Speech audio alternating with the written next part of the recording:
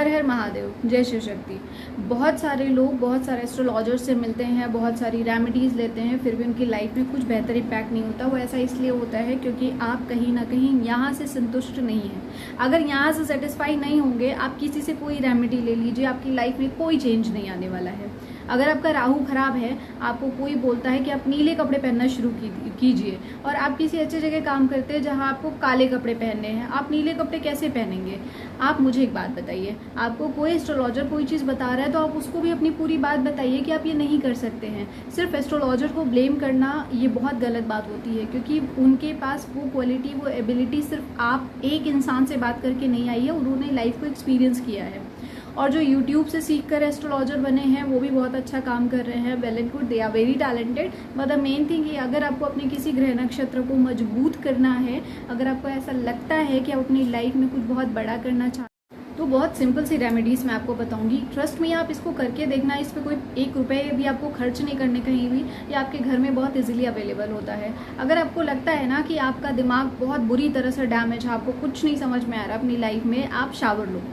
सच बता रही हूँ, क्योंकि राहु दिमाग पे काम करता है। अगर आपने शावर लिया तो आपका मन शांत होगा। मन शांत होने के साथ आपको एक सबसे बड़ी चीज़ जो मिलेगी वो चंद्रमा की कहीं ना कहीं कनेक्टिविटी मिलेगी। जो आपका मन शांत होगा तो आप सही से चीज़ें सोच पाओगे, और इससे आपका चंद्रमा भी बैलेंस होगा, क्योंकि आपने शावर लिया है, जो कि आपने सर पे पानी डाला है। दूसरी चीज़, अगर आपको लगता है कहीं भी कि ठीक है राहु बैलेंस हो गया, बाकी ग्रहों का क्या करना है, आपको कुछ नहीं करना है। आपको अगर ऐसा लगता है कि आप जल नहीं दे सकते हो, आप किसी ऐसे अपार्टमेंट में रहते हो जहाँ पे आपको लगता है कि आपको सूरज की रोशनी सुबह नहीं दिखती है, आप सिर्फ और सिर्फ अपने घर में सुबह जल्दी उठना शुरू कर दो।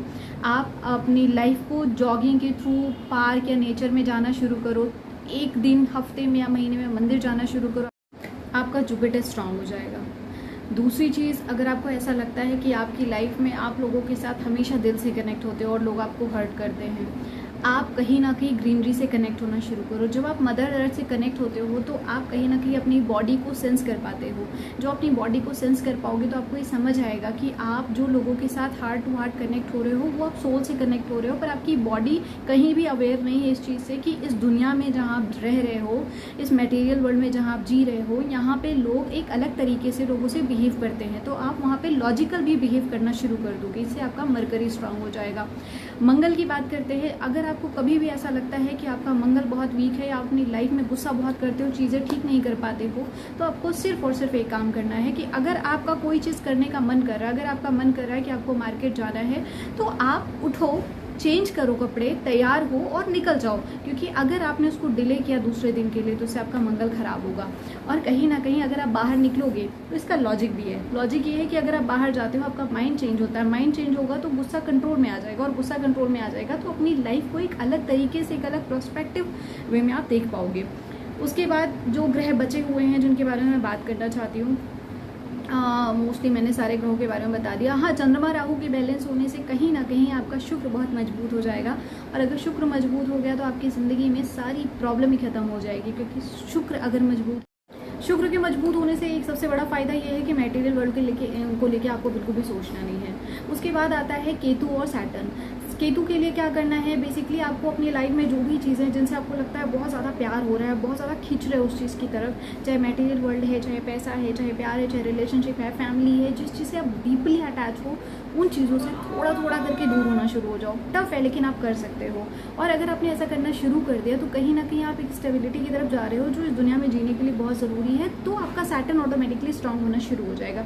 तो सारे ग्रह एक दूसरे से कनेक्टेड है। जो लोग ऐसा बोलते हैं कि एक ग्रह बैलेंस हो गया तो दूसरा ग्रह नहीं हो सकता, ऐसा नहीं है। आप सारे ग्रहों को एक एक करके अपनी लाइफ में बैलेंस कर सकते हो। लेकिन इन सबसे भी ऊपर है जो है आपके कर्म। अगर आपके कर्म नहीं अच्छे हैं तो आप किसी भी ग्रह की कोई भी रेमेडी कर लो, क्योंकि अगर आपके मन में ऐसा है कि आपको दुनिया वालों को हर्ट करना है, आपको दूसरों का यूज़ करना है, आपको कहीं ना कहीं चालाकियाँ दिखानी है, तो वो कहीं ना कहीं आपके ग्रह को इम्पैक्ट देंगे ही देंगे, और उसका जो इम्पैक्ट आएगा वो आप बर्दाश्त नहीं कर पाओगे।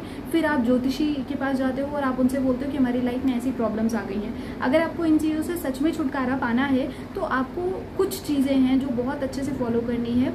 जहाँ पे ज़रूरत है वहाँ पे ही दिमाग का इस्तेमाल करें, जहाँ पे ज़रूरत नहीं है वहाँ पे दिल से जुड़े, क्योंकि हम सब परमात्मा के बच्चे हैं और ये हमारी जिम्मेदारी है इस दुनिया में प्यार फैलाना और इस दुनिया को इम्पैक्ट बनाना। हर हर महादेव, जय शिव शक्ति।